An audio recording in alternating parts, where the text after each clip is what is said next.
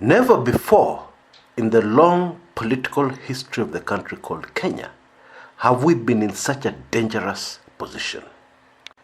Not even in July 1969, shortly after the assassination of Tom Mboya, when there were riots almost countrywide.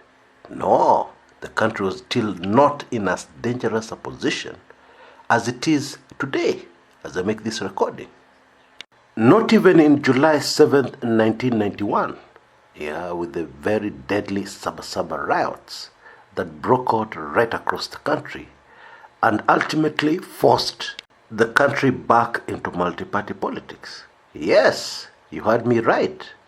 Things were not as deadly then as they are now. Now I can hear somebody saying, come on Chris, don't be an alarmist. What are you talking about? There's no problem in Kenya. This is just the usual politics. Oh, nothing like that. So let's get down to it and let me qualify my rather alarming news. And let me start by summarizing it. Okay, and this is how I'm going to summarize it. The chain of events that have taken place in our country in the recent past, say over the last 2 weeks, clearly tells us a story. And that story is what is really alarming me and should alarm any Kenyan who is able to understand and grasp that story. And the chain of events that have taken place just this week that we finished, that ended on Friday, say Saturday, suggests very clearly that the momentum is picking up. The momentum is picking up towards something that is going to be deadly for our country. Let's start with the arraignment in court of suspects, who allegedly conned a prominent Kenyan businessman out of tens of millions of Kenya shillings by impersonating the president.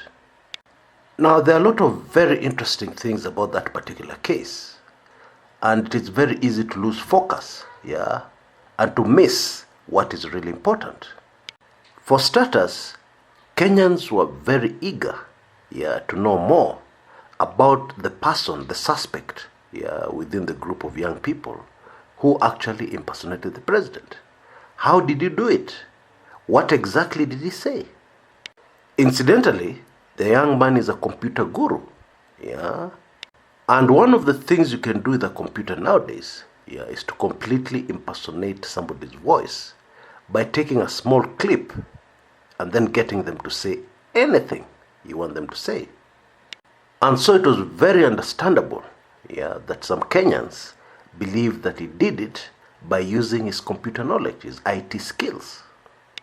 Allegedly, However, there's a bigger, much bigger story here, and it surrounds the leader of this group, a man called Joseph Henry Waswa. This is a man who went to pay dowry in Kitui County in December last year, and the villagers are still talking about it. Why? Because amongst other things, he arrived in an entourage of several helicopters. In fact, the list of things associated with Bwana Waswa is so long that maybe I'd need 10 or so recordings to cover all of them. I kid you not. But let us remain focused. Now, in the current fraud case, facing Bwana Waswa and associates, they have a very interesting defense.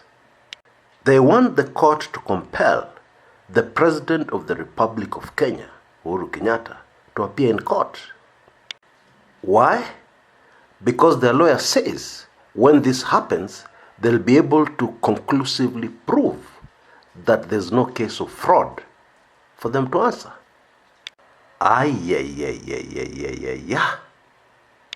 Now we'll come back to that. Let's move on to the next event or happening that is linked to the country being in such a dangerous situation. We have been told that there's some CSs who are corrupt, and we have been expecting mass firing of several CSs corrupt ones. However, this past week, we saw the firing of the first cabinet secretary, Bwana Kshs, Rashid Kshs, who was the sports and heritage cabinet secretary. Now, the fascinating thing here is that with all his faults, Bwana Kshs has not and has never been linked to any corruption scandal.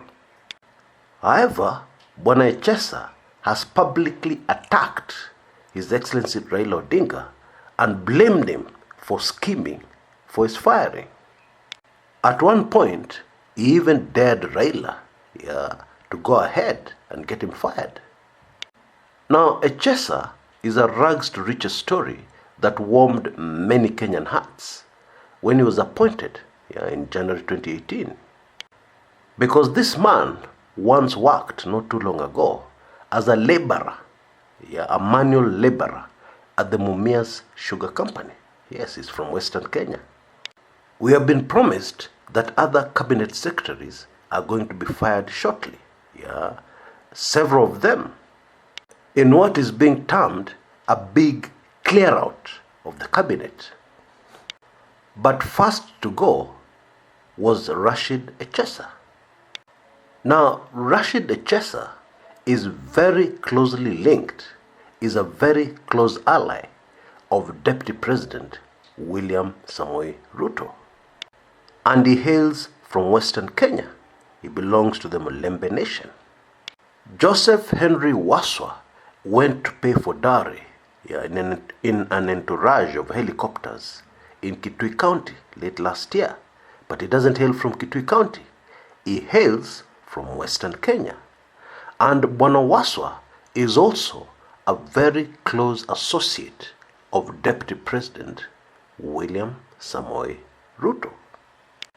Now let us move on to the other two incidences that I want to mention that will qualify my statement that we're in very dangerous times in Kenya. And the next two incidences I want to mention are all linked to dams in Kenya. Or shall I say proposed dams? Because billions of shillings have been lost. And so far, there's nothing to show for it except thickets. And drawings and plans on paper. And meanwhile, billions of shillings in taxpayers' money has already vanished. Now, in the first incident, the Deputy President, speaking very emotionally in a clip we have on this channel in a previous video, told Kenyans that we should not tell lies in the fight against corruption. The Deputy President said that in fact the country has not lost any money. However, he said the 21 billion that cannot be accounted for is in fact not 21 billion. The Deputy President said that in fact the amount that cannot be accounted for is only 7 billion. Not 7 million, 7 billion. Now, just a few short hours after this statement came out from the Deputy President during a certain function, there was a very quick response from Raila Odinga. An angry response. Raila Odinga told the Deputy President that 7 billion is not chicken feed. Hiyo si pesa ya kununua mandazi. And then in the last incident that I want to quote here, we saw a very vicious response from the Deputy President. The Deputy President said that Raila Odinga promised that after losing, if he were to lose the 2017 elections, he would go and start selling mandazi in Kibra. So the Deputy President was wondering why Raila did not keep his promise. Why is not selling mandazi in Kibra? Because according to the Deputy President, Raila lost the 2017 presidential elections. Wow! Now, all those four incidences are very closely linked. And trust me, the first two were very carefully choreographed. Now, choreographed is a big word for very many Kenyans. So let me just quickly explain what it means, especially in this case. In a dance, it is to compose, and prepare the sequence of steps and moves. In politics, it's to do the same with a very clear end objective or climax in mind. Now, I've taken a lot of time to explain all this background so that it is very clear to everybody who listens to this video that indeed the country called Kenya is on edge. Now, in part 2 of this video, I will tie it all together, and explain to you exactly what all these events put together mean for the country. Don't even think of missing it. Look out for that video link on the top left-hand corner of your screen as this video ends. See you there in a bit.